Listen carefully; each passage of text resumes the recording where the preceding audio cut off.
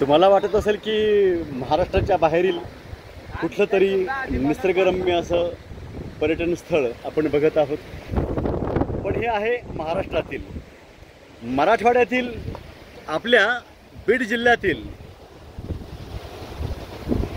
पाटोद्याच्या जवळ असलेलं हे अतिशय निसर्गरम्य असं हे स्थळ सौताळा आपण बघत आहोत. रामेश्वराचं मंदिर तो संदर्भ इथं आहे. महानुभाव पंथाचे संस्थापक चक्रधर स्वामी यांचं वास्तव्य काही काळ इथं होतं.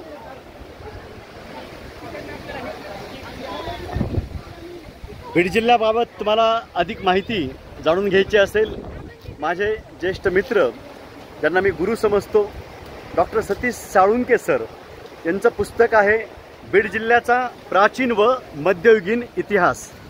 ते पुस्तक आपण वाचावं. या पुस्तकात असे बरेच संदर्भ हे तुम्हाला आढळतील. कोणतं आहे ते पुस्तक? हे आहे ते पुस्तक. या पुस्तकात तुम्हाला माहिती वाचायला मिळेल, आपण ती अनुभवावी.